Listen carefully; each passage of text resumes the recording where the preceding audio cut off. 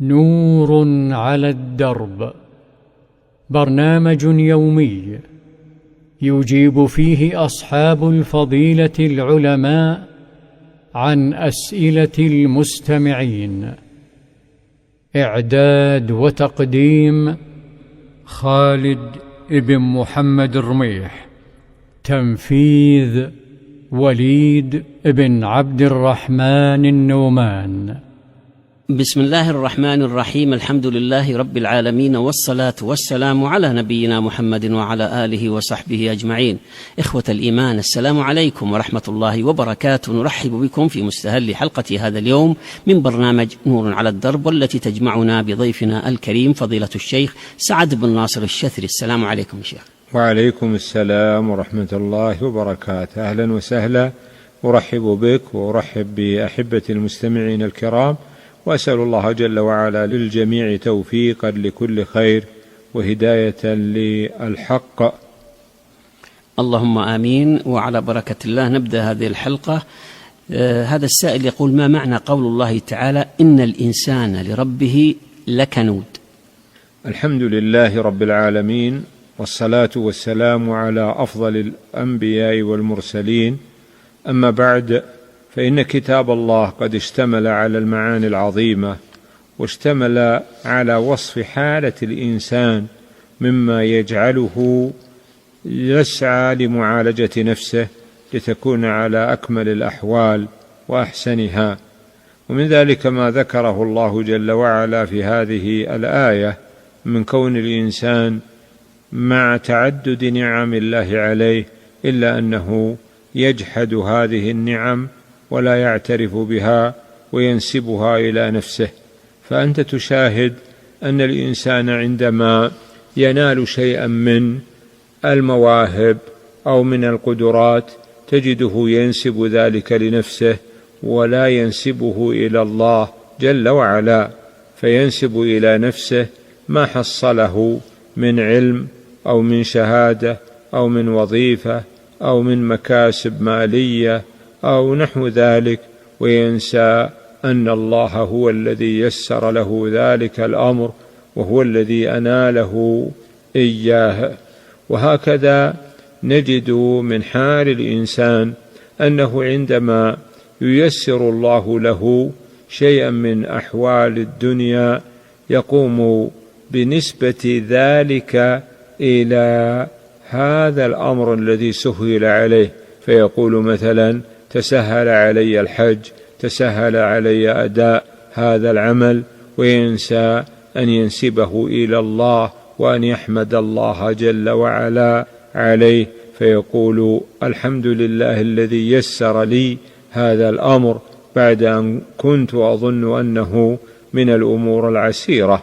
ولذلك على الإنسان أن يعالج نفسه وأن يستشعر عظم نعم الله عليه، وألا يكون ممن غفل عن شكر الله على نعمه.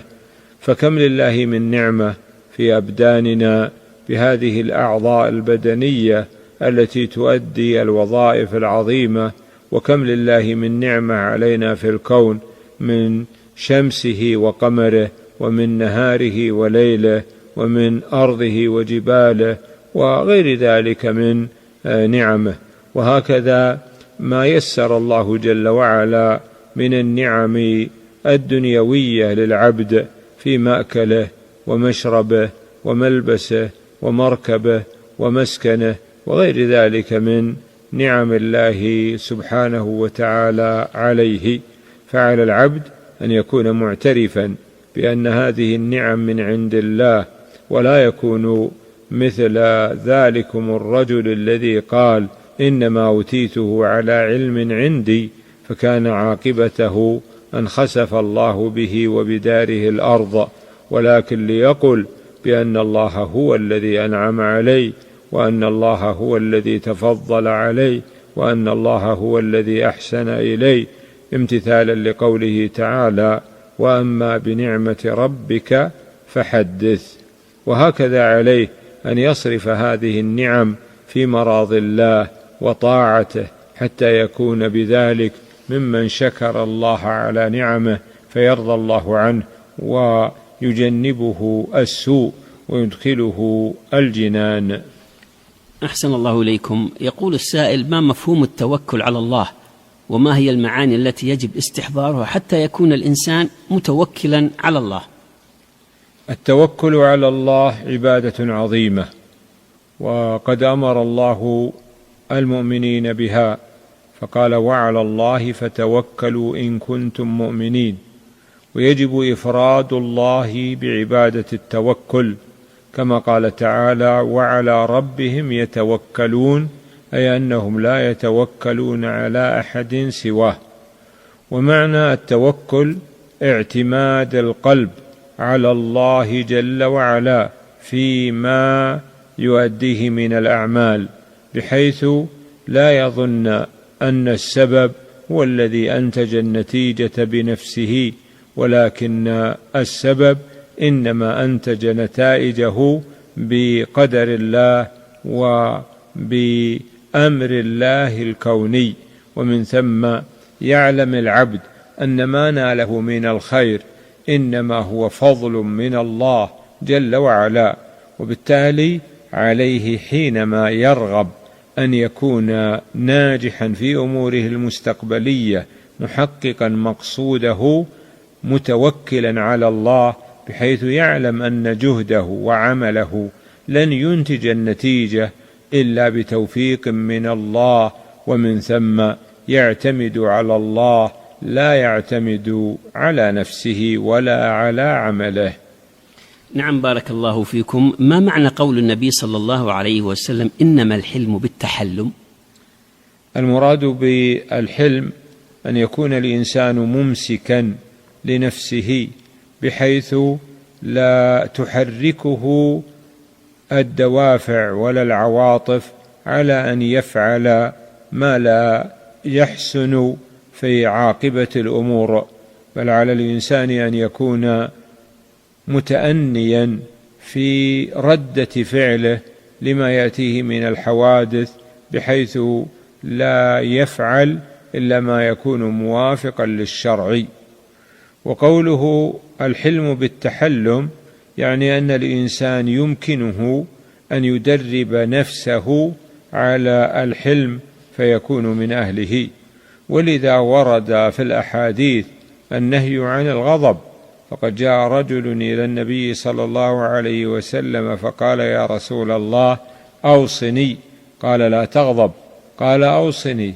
قال: لا تغضب. قال: أوصني. قال: لا تغضب. فترك الغضب هو الحلم الذي جاءت النصوص بالترغيب فيه.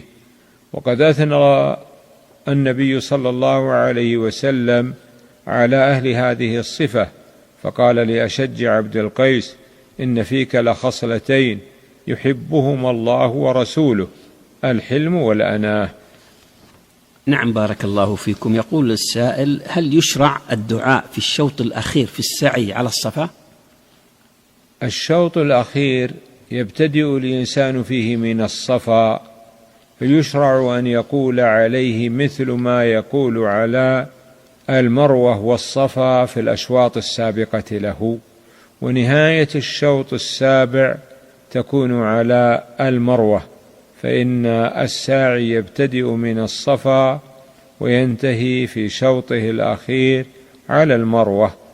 وثبت عن النبي صلى الله عليه وسلم أنه وقف على المروة بعد فراغه من السعي، ولكن لم ينقل دعاؤه بلفظه.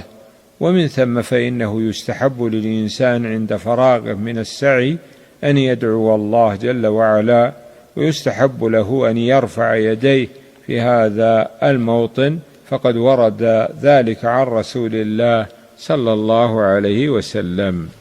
نعم، بارك الله فيكم. هذا يسأل يقول: من اعتمر عن غيره هل يحصل له أجر العمرة؟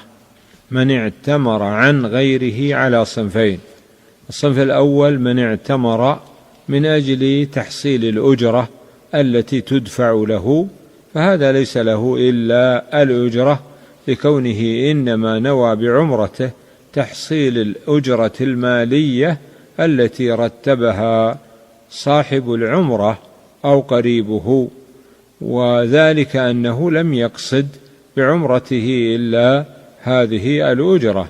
وأما إذا كان قد نوى بعمرته عن غيره أن يكون سببا في تحصيل الأجر والثواب، ولا يكون مقصوده شيئا من الأمور الدنيوية، فإنه حينئذ يرجى أن يكون له من الثواب مثل ما لمن اعتمر عنه، وذلك أنه كان سببا في وصول الأجر والثواب لمن اعتمر عنه، فيكون له مثل أجره.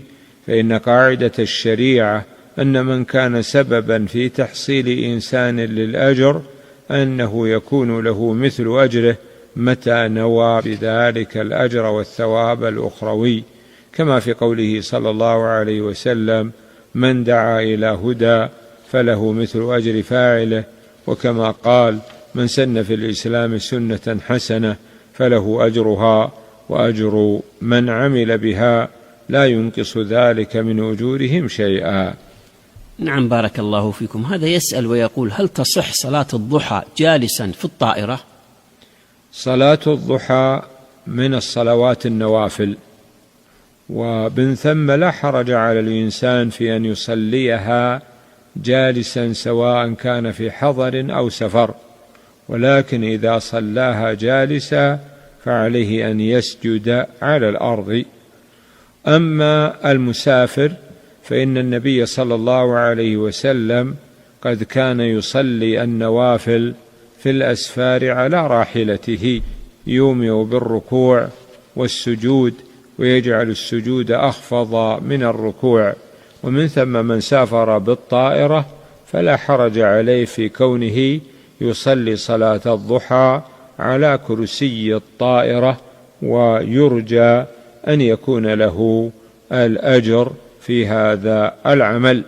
وقد ورد عن النبي صلى الله عليه وسلم أنه يوم فتح مكة صلى صلاة الضحى مع كونه كان مسافرا. نعم، بارك الله فيكم وأثابكم الله. هل صحيح أن الأفضل أن يقال سبحان ربي الأعلى في السجود 10 مرات؟ قد جاء في الحديث أنه لما نزل قوله تعالى: سبح اسم ربك الأعلى، قال النبي صلى الله عليه وسلم: اجعلوه في سجودكم. وقد جاء في الحديث أن النبي صلى الله عليه وسلم كان يقول هذا اللفظ في سجوده. وقد اختلف بعض التابعين في مقدار ما يقوله الإنسان في سجوده من التسبيحات، فكان أبو هريرة يقول: ما أشبه صلاة أميركم هذا بصلاة رسول الله صلى الله عليه وسلم، يقصد عمر بن عبد العزيز، فحسبوا معه مقدار التسبيحات التي يسبح بها في سجوده فوجدوها 10. ولذلك قال أهل العلم بأن أعلى درجات الكمال في عدد التسبيح في السجود أن يكون ب10 تسبيحات. نعم، بارك الله فيكم. يقول: متى يبدأ التبكير لصلاة الجمعة؟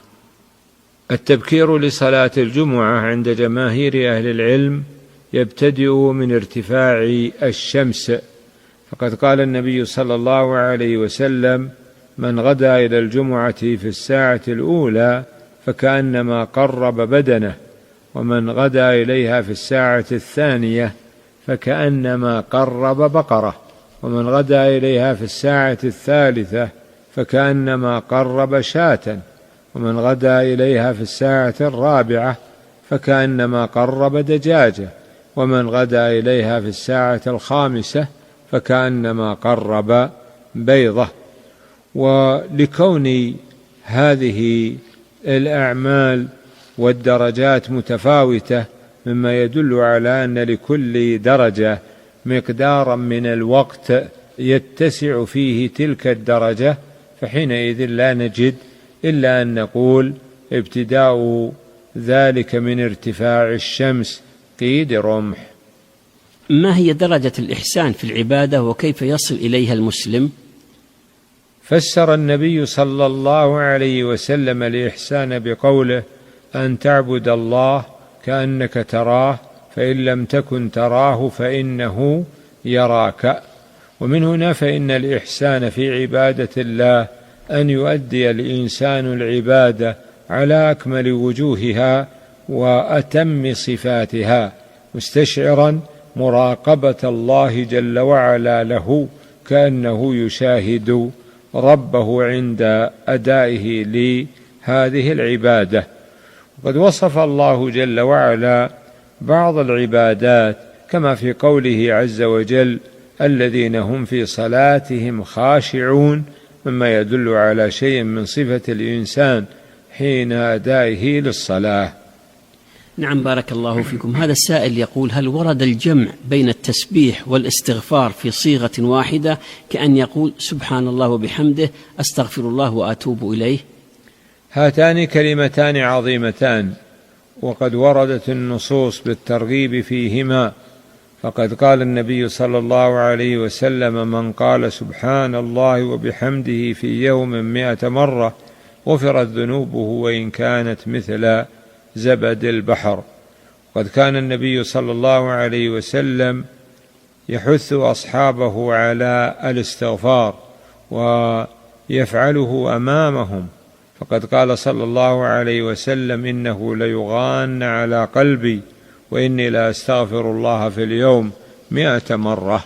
ومن ثم فهذان اللفظان سواء أفرد كل واحد منهما وحده أو جمع بينهما فإن العبد ينال بذلك الأجر والثواب.